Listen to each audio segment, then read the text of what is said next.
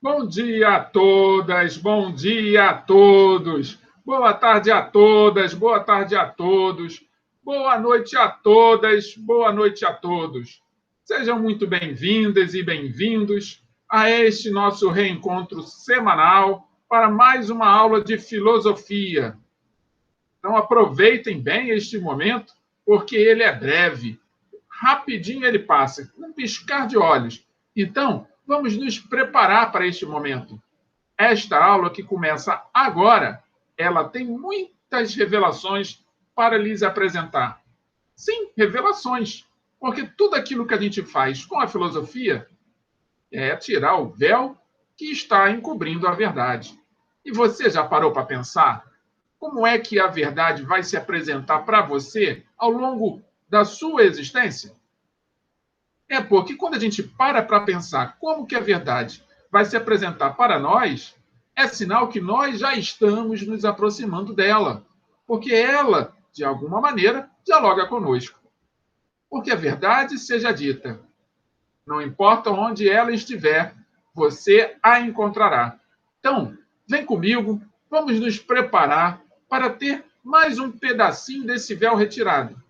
Claro, porque a cada minuto que passa, cada instante que passa, cada dado e informação que nós compartilhamos, que vocês compartilham uns com os outros, que nós aprendemos e apreendemos, melhor nos tornamos. Então, feita toda essa apresentação, vamos lá para a nossa parte da preparação, então? Então, a preparação vocês já estão acostumados e eu vou me repetir, porque o reforço é a alma do negócio. E o nosso negócio aqui é aprender com eficácia.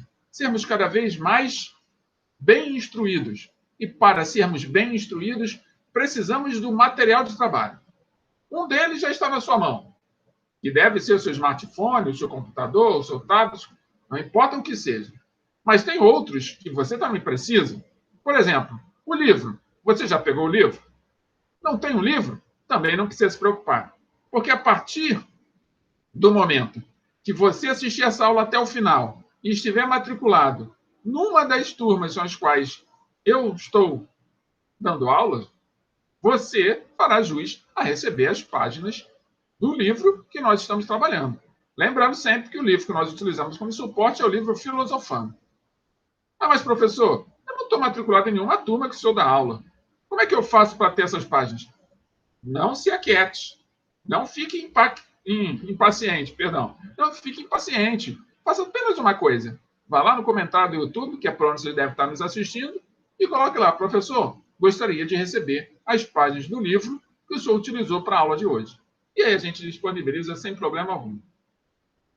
Muito bem. Questão do livro resolvida? Então vamos para o caderno? Para que serve o caderno? Vocês estão cansados de saber. O caderno serve para que você faça suas anotações, registre suas dúvidas, resolva os exercícios. Sim. Então aproveite que você já está com o caderno na mão, pega o seu lápis, sua caneta, como as minhas sugestões aqui, e anote a data de hoje. Registre essa data, porque essa data é histórica para todos nós. É a data que nós nos encontramos e nos reencontramos todas as semanas. Então coloque a data de hoje, coloca logo embaixo a data de hoje. O nome da disciplina, filosofia, e não perde tempo não. Anota logo o nome do professor, que está logo aqui embaixo. Já estamos acertados nesse sentido? Já está todo mundo com o material na mão? Então, precisamos mais de uma coisa: encontrar um lugar para assistir essa aula de forma confortável e que me permita acompanhar até o final.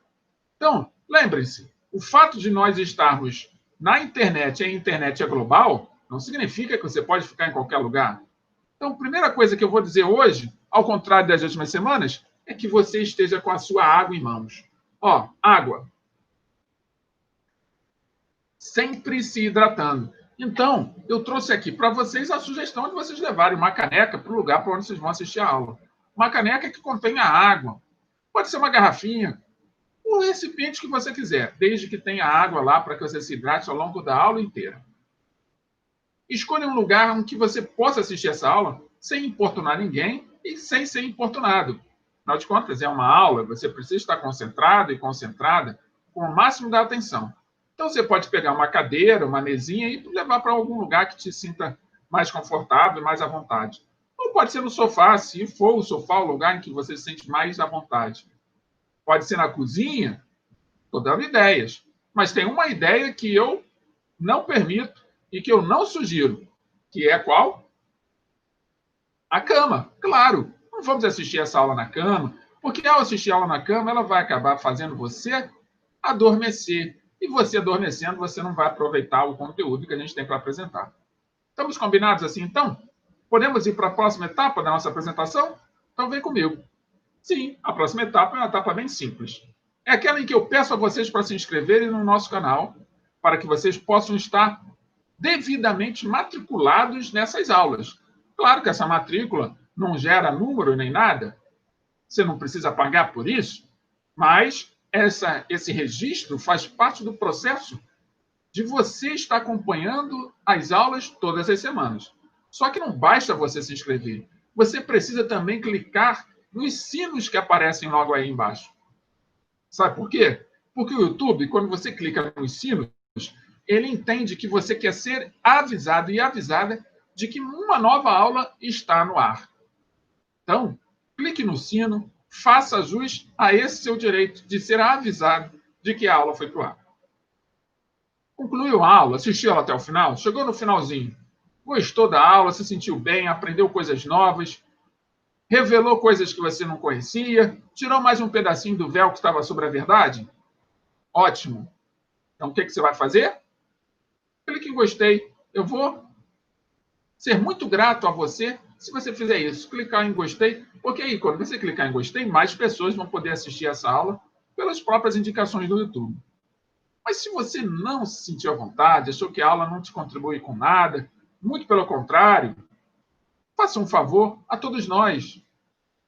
Não clique em nada, não precisa clicar em nada. E se achar que é devidamente necessário, entre em contato no meu particular, mande uma mensagem para o meu particular e fale daquelas coisas que você gostaria que pudessem ser tratadas e a gente busca tratar nas próximas aulas. Tudo bem assim?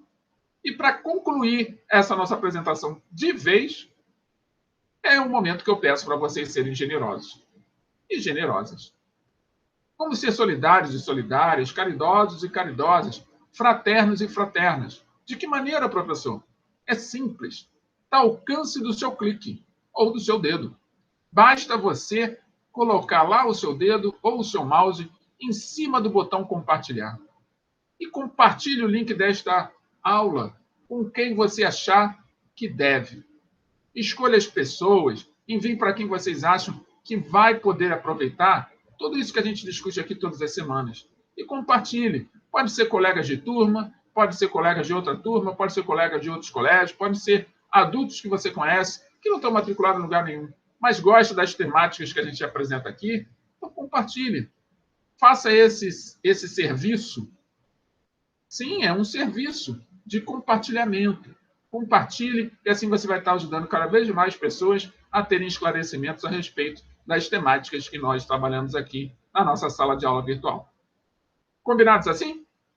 Então, feitas as apresentações, vamos agora para o conteúdo? Estão ansiosos? Estão ansiosas?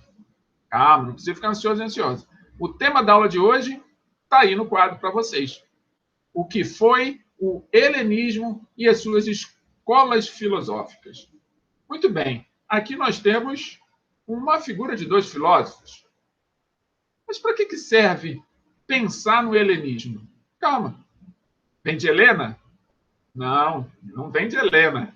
Mas poderia ter vindo, né? Mas não veio. Vem de helênico. Então vamos ver o que significa o helenismo? Então me acompanhe na leitura.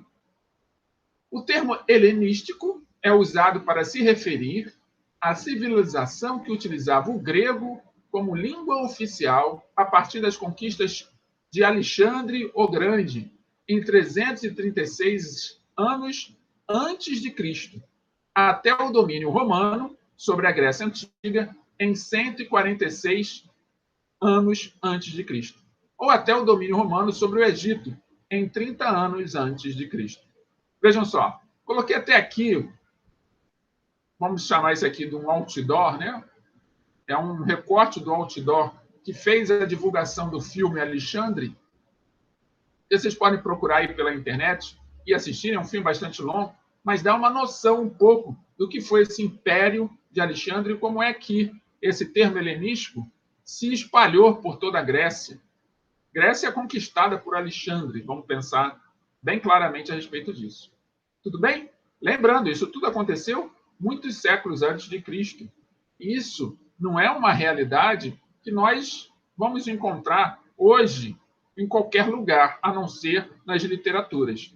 Então é importante a gente dar atenção a esse império de Alexandre, porque muitos dos trabalhos de Alexandre, ao longo das suas conquistas, ainda hoje são discutidos. Mas, fundamentalmente, o que a gente precisa entender é que esse termo helenístico passou a ser utilizado depois das conquistas de Alexandre. Já ouviram falar no Alexandre? Assistam o filme, vocês vão se interessar cada vez mais sobre este ícone da história. Mas vamos dar prosseguimento à nossa aula, porque a gente tem mais coisas para revelar a esse respeito.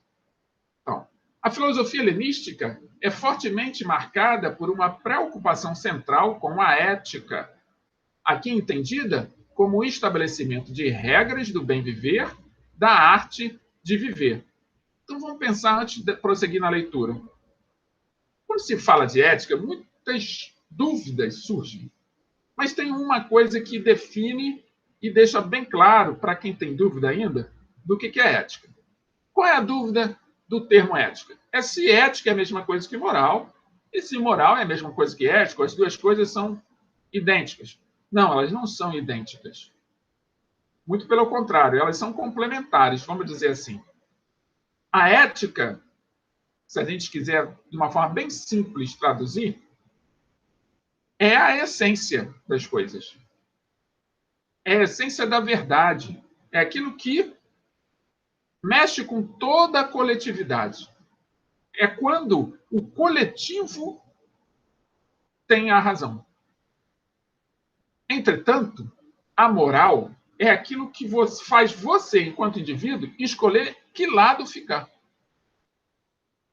Então, vamos imaginar que a ética, vamos botar isso numa fórmula matemática que não vão esquecer nunca mais. A ética está para a verdade, assim como a moral está para sua opinião a respeito da verdade. Ou melhor dizendo, a ética está para a verdade. A moral está para suas escolhas. A partir da verdade que você escolher. Então, existe um conhecimento.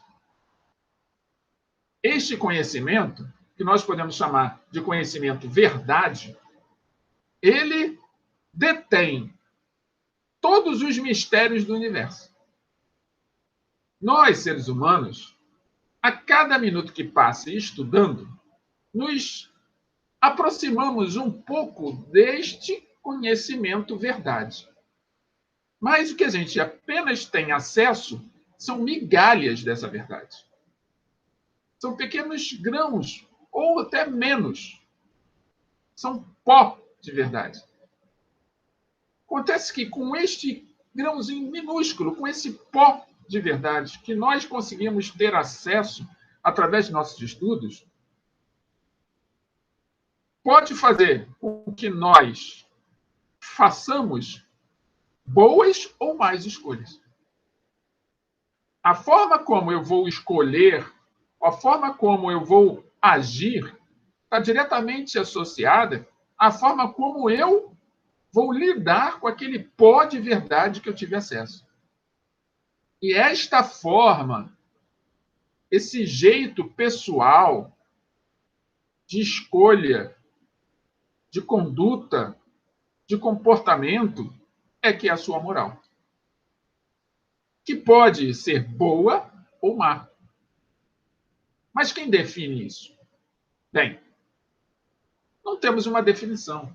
Isso vai depender da sua vivência, da sua experiência, da sua dedicação ao processo de busca da verdade, dos seus testes, de todos os seus desafios, da sua aceitação a desapegar-se dos seus preconceitos, do seu reconhecimento de que é uma pessoa imperfeita, que é um indivíduo imperfeito, que erra, da sua compreensão do valor do perdão, porque todos nós somos imperfeitos. Então, a partir do momento que você aprofunda no seu autoconhecimento, ou seja, se aprofunda no seu autoconhecimento, você se aproxima de melhores escolhas. Por consequência disso, você se torna mais ético do que antes. Então, a ética em nós é a verdade sobre o universo. É o conhecimento verdade. Então, quando você lida com grupos que nós chamamos de antiéticos, ele é antiético porque a referência que ele está utilizando é uma referência de grupo. E não uma referência de um grupo maior como a sociedade. Então, se eu comparo aquele grupo com a sociedade inteira, aquele grupo, se estiver contrariando o que a sociedade está determinando, que é muito maior, este grupo aqui é antiético. Mas, internamente, eles estão seguindo uma ética. Compreendem?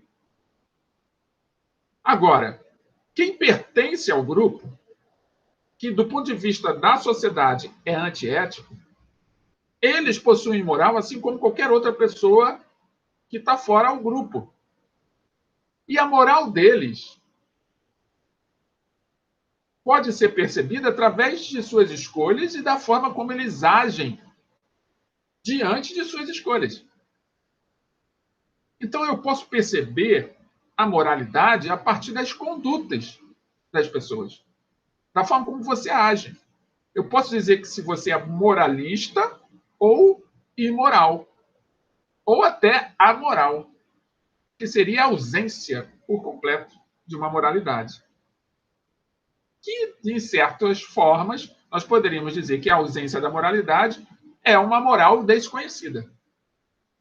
Porque a referência que nós temos é aquela com a qual nós lidamos, com a qual nós convivemos, com a qual nós nos relacionamos.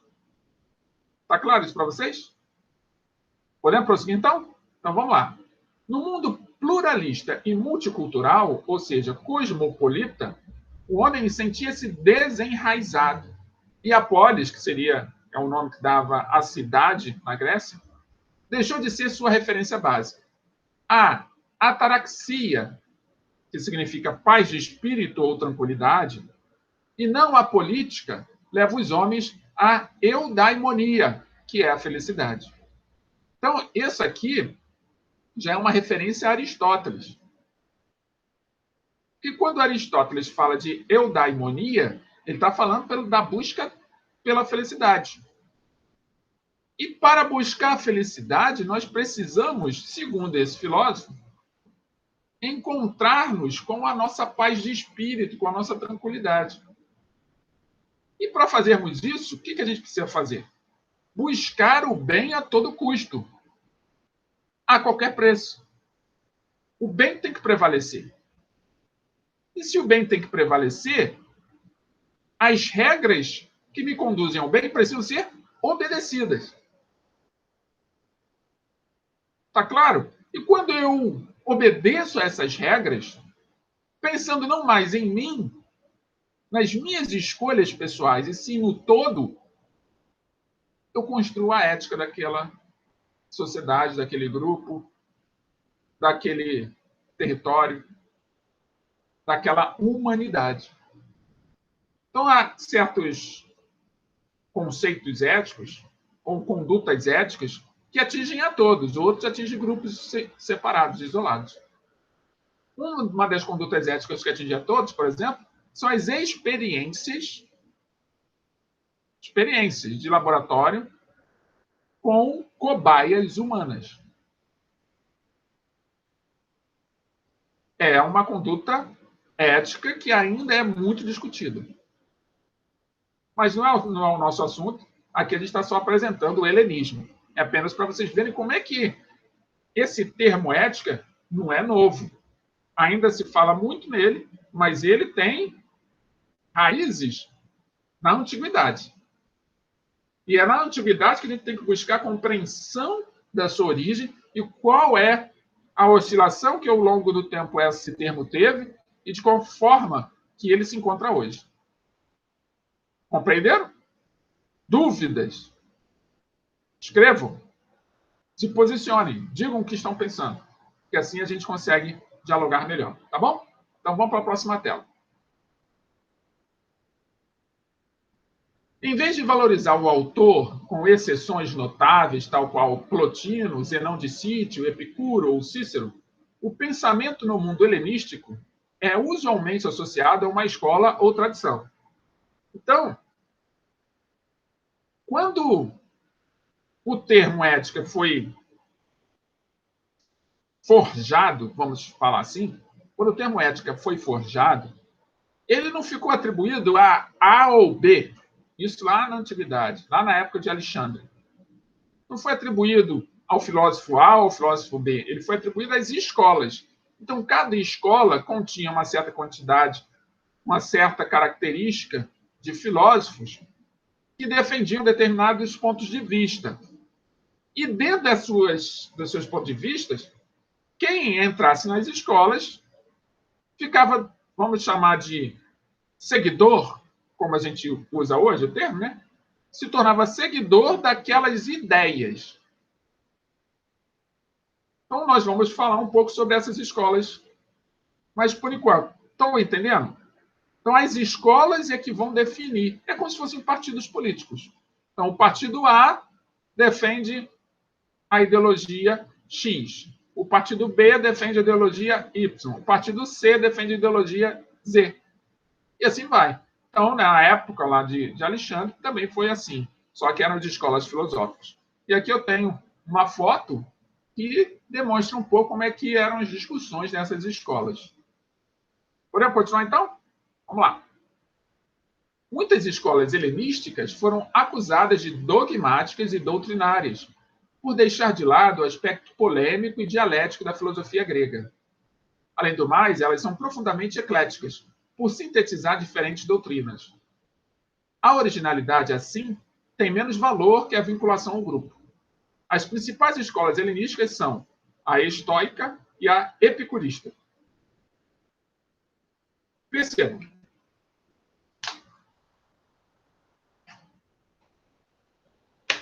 A filosofia defende a liberdade de pensamento. Você e eu, qualquer um, pode, a partir da sua capacidade de reflexão, de raciocínio, de pensar logicamente, encontrar respostas para diferentes problemas que possam se apresentar a nós ou à humanidade. E essas discussões, esses debates, vão nos levando cada vez mais a nos aproximar da verdade, desse conhecimento verdade, como eu falei para vocês, e essa aproximação vai tirando pedaços do véu que encobrem esse conhecimento verdade. E a gente vai tendo esses pequenos, esses minúsculos fragmentos da verdade que vão dando clareza, esclarecimento e, por que não, discernimento a respeito de uma série de questões que, em épocas remotas, ainda afligiam os homens e mulheres da época. O que acontece com as escolas helenistas? Elas começam a criar conjuntos de regras para poderem serem seguidas. É quando elas vão perdendo, segundo os especialistas, características de filosofia. Passam a ser escolas filosóficas doutrinárias, dogmáticas. Um ponto de vista. E isso, é claro, que vai gerar uma série de discussões, porque você tem impede você olhar para o seu arredor de uma forma menos preconceituosa. Eu digo menos, porque preconceituoso e preconceituosos nós sempre seremos até estarmos diante, de uma vez por todas, do conhecimento verdade como um todo. Enquanto não temos acesso ao conhecimento verdade como um todo, ainda carregamos muitos preconceitos. Alguns já foram derrubados, mas nem todos. Compreenderam? Então vamos lá, vamos conhecer um pouco essas escolas, a estoica e a epicurista. Escola estoica. A escola estoica foi fundada em Atenas em 300 anos antes de Cristo, por Zenão de Sítio, que viveu entre 344 e 262 a.C., e desenvolvida por Cleantes em 330, desenvolvida por Cleantes, que viveu entre 330 e 232 a.C., e por Crisipo, que viveu entre 280 a 206 a.C. Em Roma, os principais representantes do estoicismo, é como é chamada a escola estoica, os estudantes, né? Foram Sêneca, que viveu entre 4 a.C. e 65 depois de Cristo, Epicteto, que viveu entre 60 e 138 depois de Cristo, e o imperador Marco Aurélio, 121 a 180 depois de Cristo. Então, nossa primeira palavra-chave, já anote aí, estoicismo, aquele que representa a escola estoica. Anotaram? Vamos prosseguir.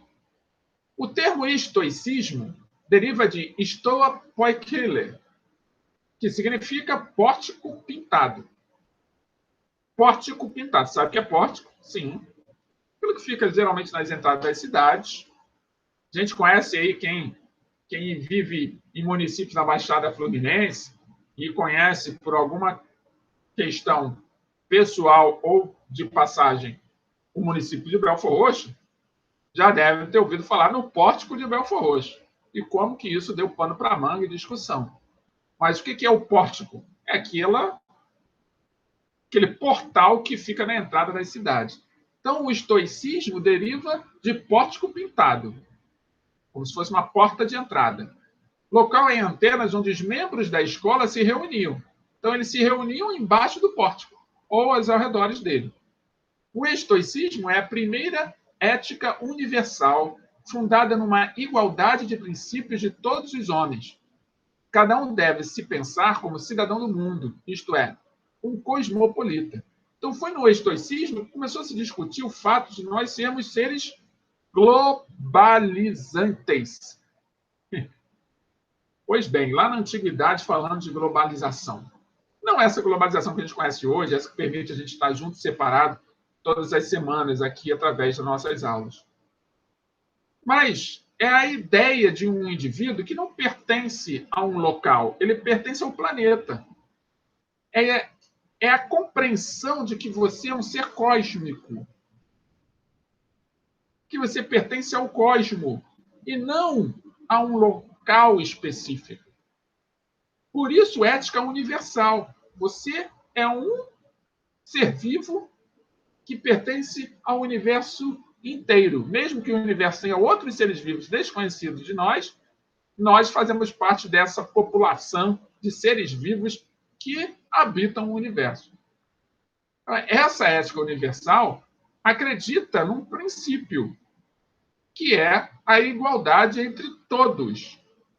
Não importa se você nasceu no planeta Terra, em Júpiter, em Marte, em Saturno, ou em qualquer outro planeta que possamos imaginar que tem vida, que habita outros seres vivos.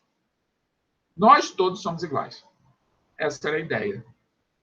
Então, a ideia da igualdade entre todos vem do estoicismo. A noção de necessidade ou destino, eimarmene, vou repetir, a noção de necessidade ou destino, eimarmene, é muito forte no estoicismo. O homem deve resignar-se e aceitar os acontecimentos pré-determinados. Isso não se traduz pela inação ou pelo fatalismo passivo. O que significaria inação? É você negar a ação. Inação é você não fazer nada. Você ficar totalmente passivo, as coisas estão acontecendo, você não quer se meter, você não quer ajudar, você não quer auxiliar, você não quer cooperar, você não quer trabalhar, você não quer fazer nada. Deixa o mundo se explodir e você vai ficar ali na sua rede, curtindo o mundo se explodir. Então, a noção de necessidade, que para os estoicos também é destino, é a ideia de que o homem deve se resignar com os acontecimentos, mas não ficar inato em relação a eles. Resignação não significa inação. A resignação é você compreender que algumas os fatos que ocorrem em nossa vida, talvez, fossem fatos que foram ocorrendo ao longo do tempo para nós aprendermos, para nós descobrirmos ou revelarmos coisas que antes estavam escondidas. Então, resignar-se é aquele momento em que você tem a paciência necessária para, com o tempo, ter contato com uma parcela dessa verdade que está ao nosso redor. Porque o conhecimento verdade, ele está ao nosso redor. Eu não vejo, mas eu sei que ele está lá. Eu sei que ele está aqui. Eu sei que ele está aí. Eu sei que ele está em todo o lugar. Mas como é que eu acesso a esse conhecimento verdade? Através das minhas ações, através do meu movimento, através da minha disponibilidade ao aprendizado. Como vocês agora estão aqui, nesse momento, nessa hora, neste dia, assistindo esta aula, contribuindo, participando junto comigo. Não importa se você está sentado agora aí no sofá, ou você que está aí na mesa da cozinha com fone de ouvido, ou se você está agora aí sentado no banquinho no seu quintal. Não importa o lugar onde você esteja. O que importa é que você está aqui construindo junto comigo. Agora, se cair a internet e a gente não conseguir dialogar nesse momento, não tem problema. Você se resigna, espera a internet voltar, seja paciente. Quando a internet voltar, você se conecta novamente. E aí acompanha o resto da aula. E como essa aula vai estar sendo gravada, você nem precisa nem se preocupar tanto, porque a ideia de nós trabalharmos a favor da resignação é a gravação. Então, a gente grava a aula para que, se acontecer alguma coisa com você com a sua conexão de internet, você vai poder continuar assistindo a aula. Entendem? Então, isso não é inação, isso não é passividade. Muito pelo contrário. Resignação, às vezes, é utilizada com essa ideia. Resignar-se é ficar inativo. Tanto faz quanto tanto fez. Não preciso fazer nada. Não é isso. Tá? Então, essa noção de resignação vem de lá do estoicismo. Devemos agir de acordo com os preceitos éticos e fazer o que julgarmos devido. Mas devemos também aceitar as consequências de nossa ação e o curso inevitável dos acontecimentos. O que isso significa? Para os estoicos, nós, se seguirmos numa linha reta, e nessa linha reta, o suporte da linha, ou o chão da linha, é o bem da coletividade, primeiro o seu bem e, posteriori, o bem da coletividade, é natural você compreender que tudo que você for fazer vai trazer para você e para os demais que estão ao seu redor consequências. Então, se você tiver o foco no bem, as consequências só tendem a ser boas. E benefícios gerados por você não vão só ser aproveitados por você, vão ser aproveitados por outras pessoas também. Por isso a ideia de seguir os preceitos éticos. Porque as consequências que eu provocar através das minhas ações, se elas forem mais, trouxerem prejuízos para mim, não vai ser só para mim o prejuízo. Então, compreender que tudo que eu faço vai gerar consequência, vai ter efeito, cabe a mim também reconhecer que esse efeito nem sempre pode ser evitado através de uma atitude. Muitas vezes, a única coisa que você pode fazer é reparar. Reparar. Que é a ideia de você perceber que algo foi feito de errado, se apresentar como responsável e buscar corrigir aquele erro que foi provocado por uma ação inevitável. Inevitável porque naquela condição você não tinha recursos, argumentos que fizessem você perceber que aquele caminho ia levar a prejuízo. Mas a partir do momento que você aprendeu com o prejuízo, aí sim, no próximo momento, você tem todas as oportunidades para seguir no melhor caminho. Está sempre nas nossas mãos. É essa a ideia do estoicismo. Tudo bem? Podemos continuar? Então, por exemplo, se vejo alguém se afogando, devo salvá-lo. Mas se não o conseguir, não devo desesperar-me, pois era inevitável. É legítimo, portanto, um amor ao destino. Amor fati, como os estoicos chamavam. Então, algumas coisas, por mais que você queira resolver, se você não consegue, não tem que sofrer com isso. Apenas aceite. A aceitação faz parte da resignação. Tudo bem? Isso aqui é difícil. Eu entendo, é difícil. Você aceitar que você não conseguiu ajudar A ou B. Só que, às vezes, a forma como você está olhando a sua proposta de cooperação com alguém, dentro de um certo limite, pode atrapalhar o desenvolvimento daquele alguém. Já pararam para pensar nisso? Claro que eu estou falando aqui de uma situação, trouxe um exemplo até que está no livro de vocês, que fala de uma situação extrema, que é uma morte por afogamento. Mas não precisa ser morte. Vejam, quem é estudante e que nunca colou? Parabenizo. Sim. Porque a cola, pergunto a vocês, ela é antiética ou imoral? A cola é muito mais imoral do que antiética. Por quê? Porque foi sua escolha em não estudar. Só que quando você envolve terceiros, se você colar sozinho, ela é plenamente imoral. Mas se você colar de um colega, ela já passa da moralidade para a antiética.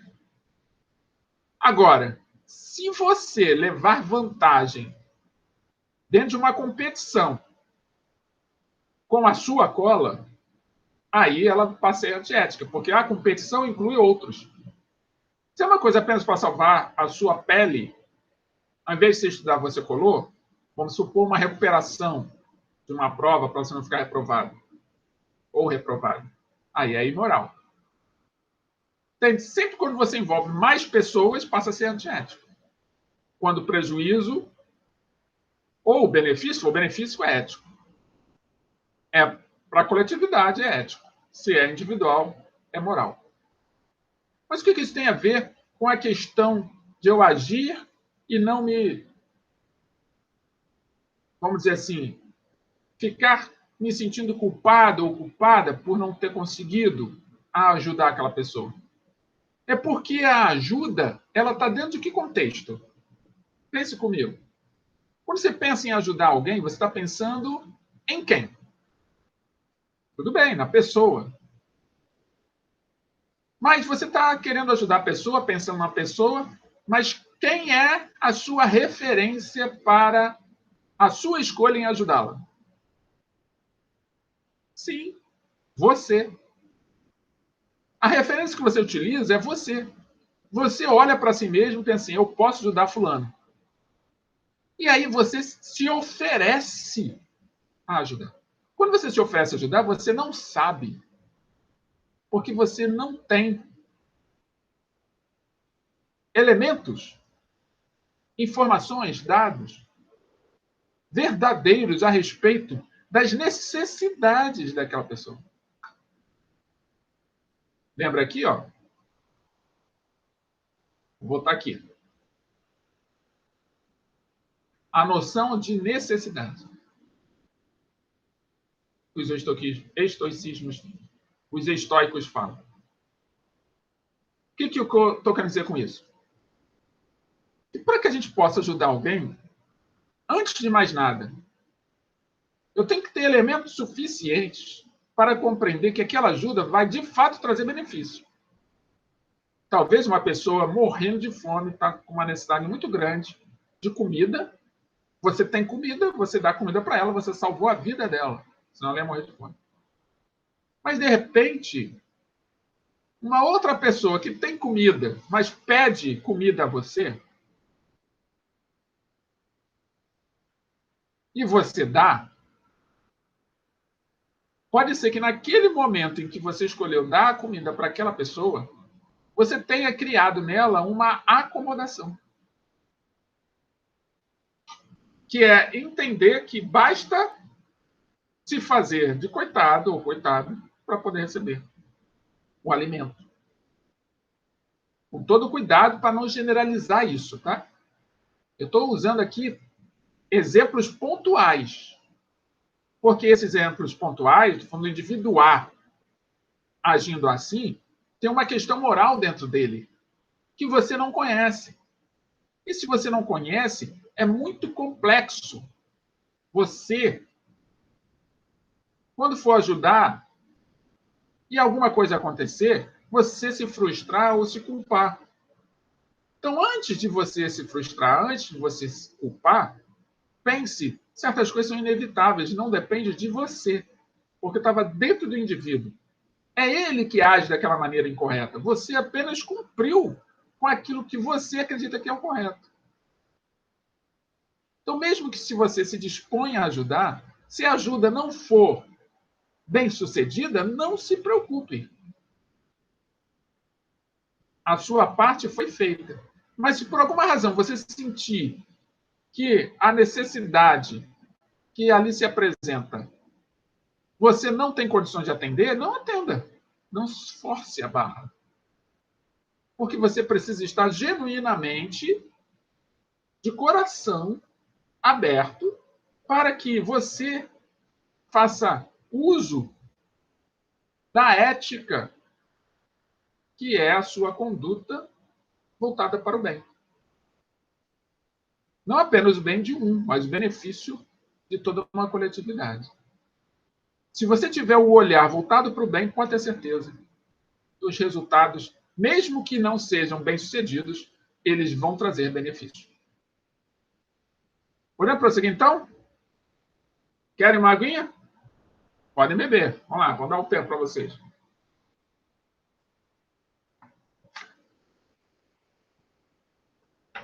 Podemos voltar? Então vamos lá. Assim, os estoicos acreditam que, para manter nossa ataraxia, devemos nos preocupar apenas com o que podemos modificar, nossos pensamentos, ações, sentimentos. O que não está ao nosso alcance, ou seja, o que não conseguimos modificar, morte, velhice, catástrofes naturais, a opinião dos outros, não deve ser alvo de nossas preocupações. É exatamente o que eu acabei de dizer para vocês. Então vamos prosseguir. O sábio, em vez de buscar mudar a ordem do mundo, deve saber mudar seus desejos. A liberdade é compreendida como adesão à necessidade do ser, que sabe reconhecer na lei universal o que é mais apropriado à sua natureza primeira. Vejam essa foto. Essa foto que tem um homem, que nós poderíamos chamar de sábio, dando alimento para um gato, parece que eles estão conversando. Não é? Qual é a diferença entre esse gato e este homem? No primeiro momento, além de serem de espécies diferentes, é que o gato vai sempre agir por instinto. E o homem vai ter condições de raciocinar, de refletir. O gato não usa de moral como filtro. O homem usa. Então, se um gato furtar um peixe, uma carne, ou algo de comer na sua cozinha, invadir a sua cozinha e pegar algo de comer, não julgue o gato. Julgue a si mesmo. Por quê? A sua ação de deixar uma porta aberta, ou de simplesmente permitir o acesso ao gato em vários momentos, como é o caso dessa imagem aqui, de comer para o gato. Vamos supor de comer para um animal qualquer. Uma vez, duas. Que está na rua e você passou a dar de comer para ele. E aí, um certo dia, você encontra esse animal. Por que você o animal? O que é? Seguindo o instinto. Ele entende que você tem aquilo que ele precisa para saciar a necessidade dele. Não vai chutar o animal ou expulsá-lo. Compreenda, você é o indivíduo que tem raciocínio, você é o indivíduo que carrega a moral. A escolha foi sua. Então, encontre formas de continuar atendendo o animal nas suas necessidades sem que ele habite dentro da sua casa. Faça isso de forma calma, tranquila. Porque se você fizer de forma contrária, você vai estar ferindo a liberdade e a natureza desse animal. E, nesse instante, você, que é um indivíduo, que é uma pessoa permeada por moral, vai passar a agir de forma imoral. Vai cometer mais um conjunto de erros que vai gerar em você mais necessidade de reparação. Conseguem compreender isso? Então, os nossos erros, não importa quais são o tamanho deles, todos precisam ser reparados. Todos. A reparação faz parte do processo. Hoje, amanhã, depois, não importa a época. Para nós melhorarmos, precisamos reparar nossos erros. Então, o que é melhor? Reparar erro ou não cometer erros? Tá aí uma dica. Podemos? Então, vamos em frente. Como disse Sêneca, está aqui a escultura, né? O busto de Sêneca, em mármore. Deve-se aprender a viver por toda a vida, e por mais que tu talvez antes, a vida toda é um aprender a morrer. Isso parece até um trocadilho, né? O Sêneca está dizendo que nós devemos aprender a viver por toda a vida. Por mais que a vida toda é um aprender a morrer. A gente passa o tempo todo fugindo da morte. É verdade? O tempo todo a gente foge da morte. Quanto a gente fica fugindo da morte, muitos dentre nós acabam esquecendo de encontrar como viver melhor. Como experimentar a vida. Não experimentar a vida da forma que muitos acreditam e usufruem, porque são suas verdades. Muitos acreditam que usufruir da vida é gastá-la. Sim, professor. Muitos acreditam que experimentar a vida é comer demais, é usar entorpecente, é ser infiel, promíscuo, mal higiênico, dormir mal. Pois é, muitos acreditam que viver a vida é isso aí. Isso é a essência da liberdade. Só que a vida é muito mais do que isso.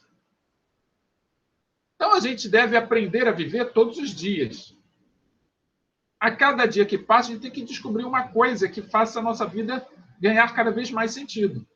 Pode ser um simples lavar de copo na pia, quando a louça está cheia, quando a pia está cheia de louça. Porque na medida que você vai lavando copo por copo e você vai vendo a louça diminuindo na pia, é como se você estivesse fazendo uma renovação energética naquela pia. Só que você, para fazer isso, você precisa olhar para a pia com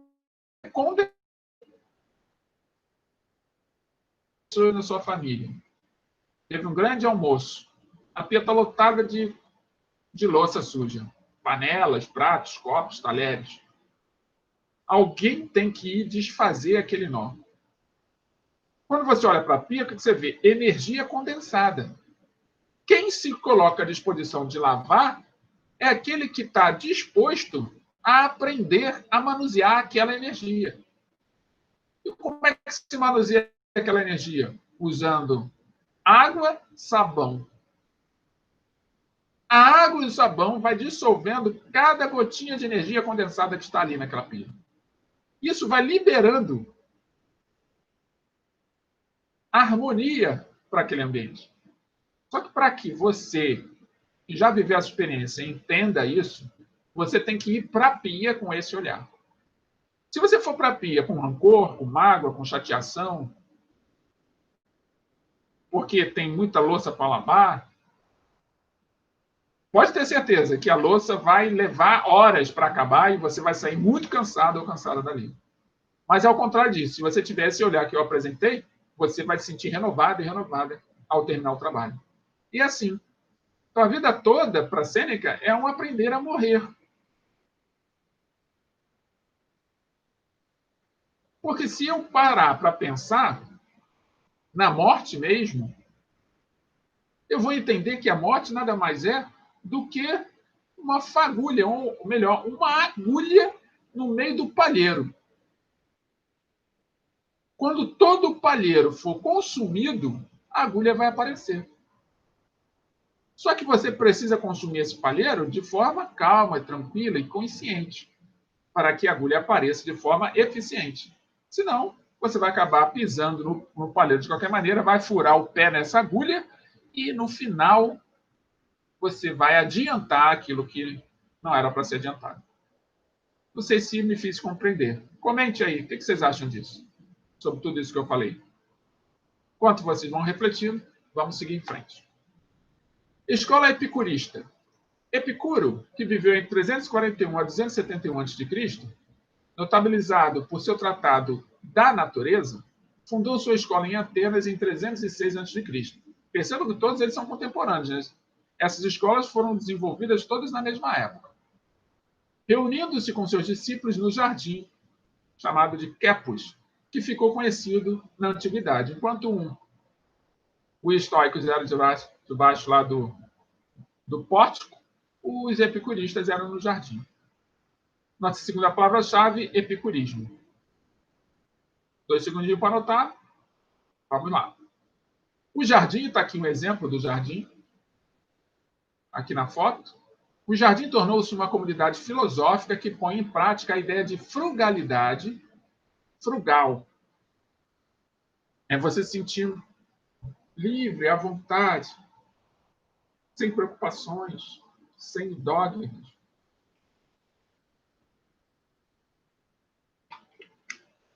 Sem correntes que possam te prender determinados pensamentos.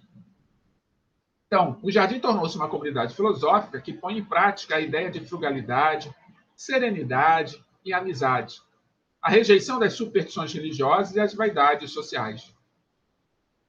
Os sábios constroem um pequeno mundo amistoso em que reinam livremente a sabedoria e a amizade, no qual são recebidos abertamente mulheres, crianças, escravos e estrangeiros. Ou seja, não eram preconceituosos, vamos dizer assim, não eram seletivos. Qualquer um poderia aprender na escola epicurista.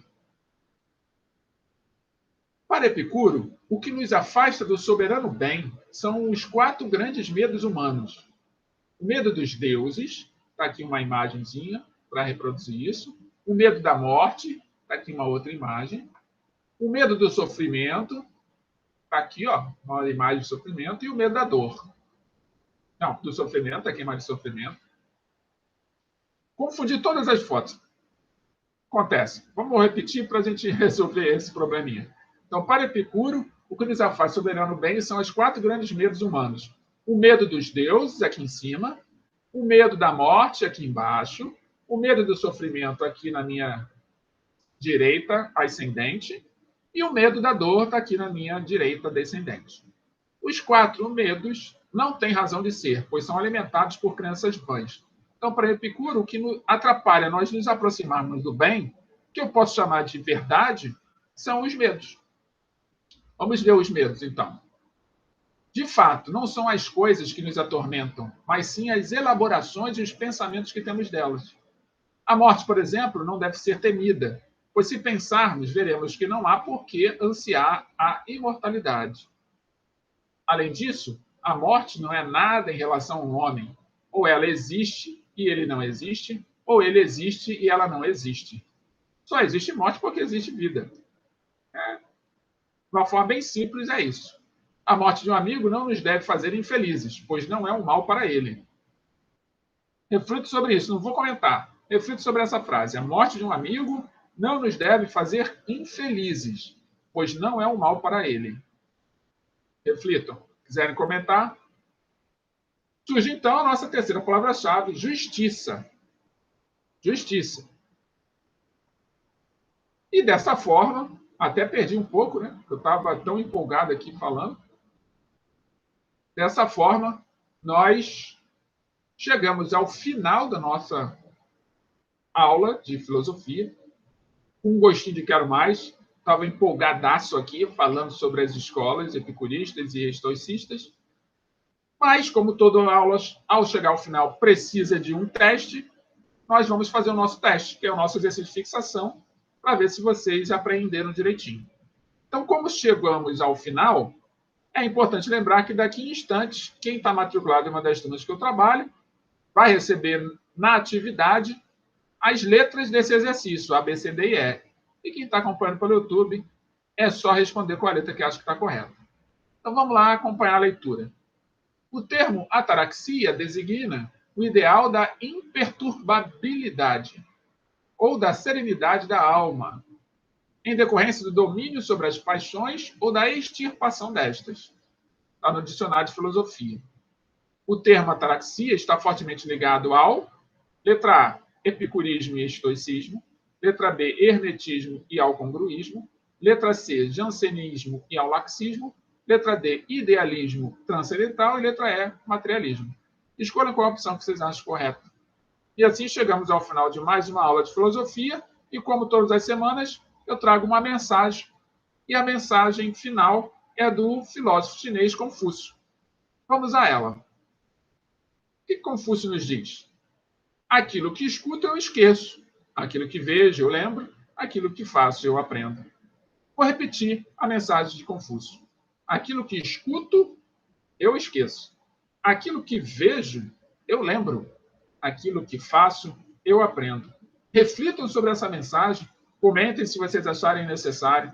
E assim concluímos mais uma aula de filosofia com a certeza, com a convicção de que nos reencontraremos na próxima semana, nesse mesmo horário, nesse mesmo canal. Um beijo no coração de cada um de vocês e nos vemos na próxima semana. Até lá!